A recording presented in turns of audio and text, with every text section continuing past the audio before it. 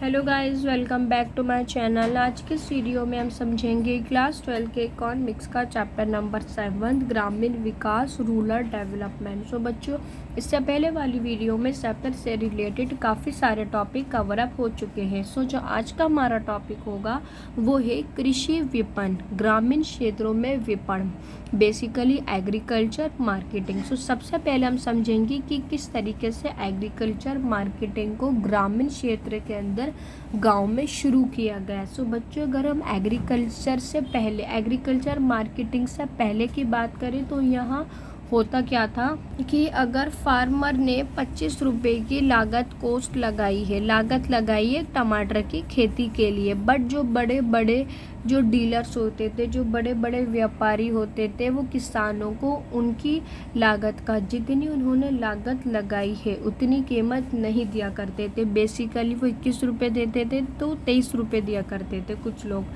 But farmer जो था इससे काफ़ी अनसेटिस्फाई था, असंतुष्ट था कि मेरी लागत कॉस्टली टमाटर की जितना मैंने खर्च करा है वो 25 रुपये है, बट जो मुझे बड़े बड़े डीलर हैं, व्यापारी हैं, वो 21-23 रुपये दे रहे हैं। सो बेसिकली सरकार ने इस चीज़ को देखते हुए ग्रामीण क्षेत्र के अंदर गांव में एग्रीकल्चर मार्केटिंग को शुरू करा। सो आई होप आप लोगों को बहुत अच्छे से समझ में आया होगा कि एग्रीकल्चर मार्केटिंग को किस रीज़न पे ध्यान पे रखते हुए शुरू किया गया। सो बेसिकली अब हम समझते हैं जब एग्रीकल्चर मार्केटिंग आया तो उसमें क्या क्या रूल्स थे या उसमें हमें क्या क्या देखने को मिला। सो बच्चों, अब यहाँ हुआ क्या, जहाँ पहले किसानों को डीलर्स के पास जाना पड़ता था और डीलर्स उनके प्राइस के अच्छे रेट नहीं दिया करते थे। सो अब यहाँ हुआ क्या कि सरकार ने यहाँ पर किसानों को बड़ी बड़ी मार्केटिंग से जोड़ दिया गया कि पहले किसानों को अपने गेहूं, चावल, मक्का ये सब बेचने के लिए डीलर्स के पास जाना पड़ता था, बट अब ऐसा नहीं हुआ। अब सरकार ने किसान को बड़ी बड़ी मार्केट से जोड़ दिया गया। अब किसानों को डीलर के पास जाने की कोई भी ज़रूरत नहीं थी। सो आई होप आप लोगों को बहुत अच्छे से समझ में आएगा कि एग्रीकल्चर मार्केटिंग को किस रीज़न पर देखते हुए शुरू किया गया। तो बेसिकली एग्रीकल्चर मार्केटिंग थी क्या, जब यहाँ पर किसानों ने अपने प्रोडक्शन को बेचने के लिए बड़ी बड़ी मार्केटों से जुड़ना शुरू कर दिया ही एग्रीकल्चर मार्केटिंग के। तो सबसे पहले हम समझते हैं कि इसके अंदर होता क्या था कि फसल कटाई के बाद जब किसान अपने फसल की कटाई करता था और उसके प्रोडक्शन को इकट्ठा करने की आवश्यकता होती थी, उसे प्रोसेसर करना होता था, उसका ग्रेडिंग करना होता था, उसको भूसे से अलग करना होता था, जो भी उसमें कंकड़ और पत्थर पड़े हुए रहते थे उससे अलग करना होता था। उसके बाद बाज़ार में बेचने से पहले उसकी पैकेजिंग की जाती थी, उसका भंडारण करना होता था। दैन फिर उसके बाद ये लास्ट में अंतिम बिक्री के लिए बेचने के लिए तैयार होती थी। सो अगर देखा जाए तो बच्चों, इसके अंदर पहले होता था कि फसल कटाई के बाद उसको इकट्ठा किया जाता है कि हमने फसल को यहाँ पर काट दिया, अब उसे इकट्ठा किया जा रही है। उसके बाद क्या होता ताकि उत्पादन का प्रसंस्करण करना, जैसे कि भूसे को दाने से अलग किया जाता था, जो भी उसमें कंकड़ और पत्थर वगैरह पड़े रहते थे उससे अलग किया जाता था। उसके बाद कोटी क्वालिटी के अनुसार वर्गीकरण किया जाता था। यस मीन्स कि कोई चावल 60 वाला है, कोई 80 वाला, तो कोई 100 वाला, तो ऐसे करके उन्हें अलग अलग ग्रेडिंग दी जाती थी कि 60 वाले इस कैटेगरी में रखे जाएंगे, 90 वाले इसमें रखे जाएंगे और 100 वाले इसमें रखे जाएंगे। और उसके अलावा विक्रेताओं के पसंद के अनुसार इसकी पैकेजिंग भी की जाती थी। पैकेजिंग करने का भी एक तरीका होता था कि किस तरीके से किसान को पैकेजिंग करनी है। उसके बाद भविष्य में बिक्री के लिए ये लोग स्टोरेज भी रखते थे अपने पास में, इसके ज़्यादा से ज़्यादा अपना प्रोडक्शन किया करते थे ताकि ये स्टोर करके रख सके।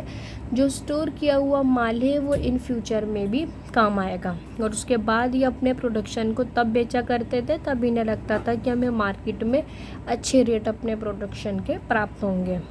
तो बच्चों, उसके बाद हम यहाँ पर समझेंगे कि किस तरीके से सरकार ने एग्रीकल्चर मार्केट में सुधार लाने के लिए ये किसान के हित के लिए काफ़ी सारे उपाय को अपनाया।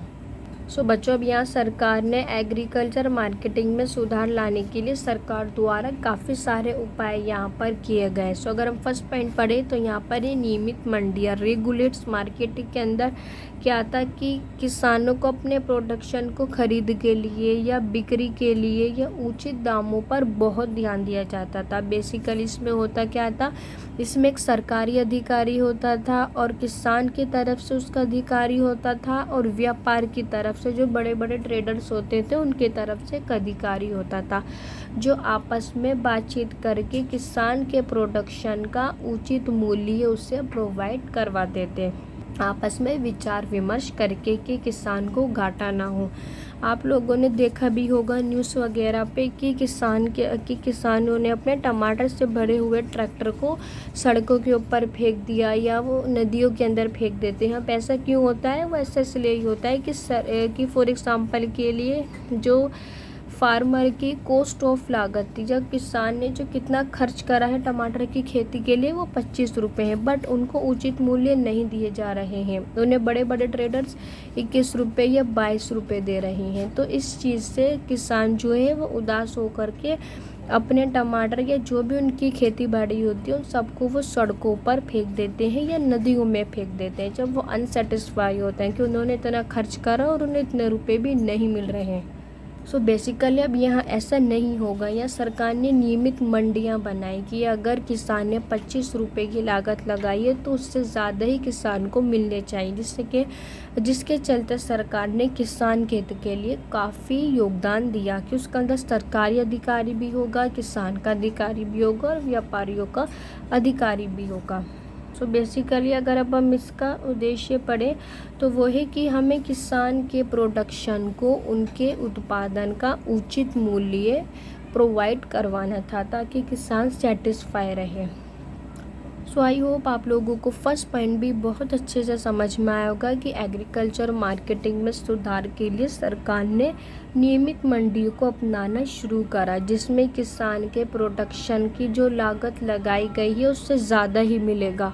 सो बच्चों, अगर अब हम यहाँ सेकंड पॉइंट की बात करें तो एग्रीकल्चर मार्केटिंग में सुधार के लिए भौतिक आधारिक संरचना का प्रावधान मीन्स कि ग्रामीण क्षेत्र के अंदर जो इंफ्रास्ट्रक्चर है वो स्ट्रांग होना चाहिए। अगर मुझे अनाज दालें वगैरह बेचना है तो उसको बेचने के लिए एक अच्छी फैसिलिटीज़ होनी चाहिए कि वहाँ पर अच्छी सड़क बनी हुई हो, वहाँ रेलवे का विकास हो, वहाँ मेट्रो का विकास हो। तो बेसिकली यहाँ का इंफ्रास्ट्रक्चर मजबूत होना चाहिए, यहाँ पर बेसिक फैसिलिटीज़ अवेलेबल होनी चाहिए ताकि मैं अपने सामान को उचित कीमतों के ऊपर जा कर के बेच सकूँ। यहाँ की परिवहन सुविधा मौजूद होनी चाहिए ताकि मैं अपना ज़्यादा से ज़्यादा उत्पादन स्टोर करके आगे जा कर के बेच सकूँ। तो बेसिकली सरकार ने इस पर ध्यान दिया कि यहाँ का इंफ्रास्ट्रक्चर स्ट्रॉन्ग होना चाहिए, क्योंकि अगर फार्मर के पास, किसान के पास भंडार होगा तो उस भंडार से क्या होगा बच्चों कि किसानों को अपने प्रोडक्शन की बिक्री को बेचने के लिए उस समय में हेल्प मिलेगी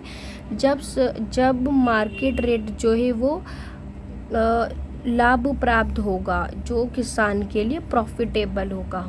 तो इसके लिए ज़रूरी है कि उसके पास अच्छी परिवहन सुविधा हो ताकि किसान अपने ज़्यादा से ज़्यादा प्रोडक्शन के भंडार को साथ में लेकर के आ सके और आगे जाके फ्यूचर में वो बाज़ार में प्रॉफिटेबल प्राइस पे बिकता है तो उसे किसान बेच पाए। सो बच्चों, देखा जाए तो यहाँ इंफ्रास्ट्रक्चर मजबूत होना चाहिए जो एक किसान को सारी फैसिलिटीज़ प्रोवाइड करवाए। सो बच्चों, अगर अब हम यहाँ थर्ड पॉइंट की बात करें सहकारी कृषि विपणन समितियाँ, तो उसके अंदर होता क्या था कि किसान को अगर आम बेचना होता था तो किसान जो थे ग्रुप बना लिया करते थे कि हमें इतने रेट के ऊपर आम बेचना ही है। मीन्स कि अगर किसान ट्रेडर्स के पास जाएंगे तो ट्रेडर्स को वहाँ महसूस होगा कि हर एक किसान एक ही रेट बता रहा है, हर एक किसान बोल रहा है कि 25 रुपये है और बाकी सारे किसान जो है उन्होंने आपस में मिलकर के स्ट्रैटेजी अपनाई है कि हम ट्रेडर्स के सामने अपने एक ही रेट रखेंगे। तो हर एक किसान अपने आमों को एक ही रेट पर बेचेगा, जिसमें मजबूरी में ट्रेडर्स को आम को खरीदना होगा क्योंकि हर जगह जो प्राइस है, जो कीमत है वो सेम है। सो बच्चों बेसिकली यहाँ सामूहिक बिक्री हो रही है, कलेक्टिविटी सेल हो रही है कि हर एक फार्मर अपना एक ही रेट रख रहा है ट्रेडर्स के सामने। सो इसकी वजह से उन्हें अपने प्रोडक्शन की एक अच्छी कीमत जो है वो प्राप्त होती है, जिसे हम कोऑपरेटिव एग्रीकल्चर मार्केटिंग कहते हैं। सो बच्चों अगर अब हम यहाँ बात करें चौथे पॉइंट की, नीतिगत उपाय की पॉलिसी इंस्ट्रूमेंट। सो अब इसके अंदर होता क्या था, मिनिमम सपोर्ट प्राइस। तो सबसे पहले हम यहाँ एमएसपी समझते हैं। जैसे फॉर एग्जांपल के लिए किसान ने टमाटर को उगाने के लिए 25 रुपये खर्च किए हैं।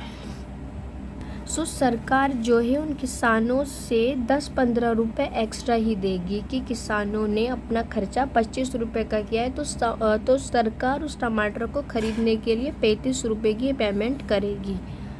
मीन्स कि किसान ने जितना खर्चा करा है उससे ज़्यादा ही सरकार खरीदेंगे, जिससे जो किसान है वो सेटिस्फाई रहे। और अब एक किसान जो है वो ट्रेडर्स के पास जाता है, व्यापारियों के पास जाता है कि कोई व्यापारी उनका जो सामान है वो 28-29 रुपये में ख़रीदता है, तो जो फार्मर होते हैं, जो किसान होते हैं, वो मना कर देते हैं कि नहीं, हम 28-29 रुपये में नहीं बेचेंगे, क्योंकि इसका रेट हमें सरकार 35 रुपये दे रही है। अगर आप हमें 35 रुपये से ज़्यादा देते हो तो हम आप लोगों को अपना सामान सेल कर देंगे, अदरवाइज़ हम आप लोगों को सेल नहीं करेंगे, नहीं बेचेंगे, क्योंकि हमें 35 रुपये मिल रही है सरकार की तरफ से। तो आप लोगों को सामान चाहिए तो 35 रुपये से ज़्यादा पेमेंट करनी होगी।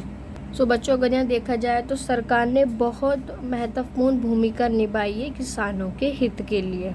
सो बच्चों यहाँ पर जो किसान हुआ करते थे वो ट्रेडर से बोल दिया करते थे कि आप इतना रुपए में ख़रीद रहे हो तो ख़रीद लो, अदरवाइज़ हम आप लोगों को इससे कम दाम में नहीं बेचेंगे। सो ऐसा बच्चों फूड कॉरपोरेशन ऑफ इंडिया सरकार की वजह से हुआ, एफएसआई की वजह से हुआ, जहाँ किसान को मिनिमम सपोर्ट प्राइस मिला कि जितना खर्चा किया है उससे ज़्यादा रुपए दिए जाएंगे और आगे आप लोग उससे ज़्यादा कीमतों में बेचो, उससे ज़्यादा प्राइस में बेचो। ऐसा food corporation of India FSI सरकार की वजह से हुआ। सो बच्चों यहाँ किसानों को विश्वास दिलाया गया है कि वो जितने रुपए खर्च कर रहे हैं उससे ज़्यादा रुपए में बेचे, उससे ज़्यादा रुपए में सरकार खरीदेगी और उससे ज़्यादा रुपए में किसान आगे उसे बेच सकता है।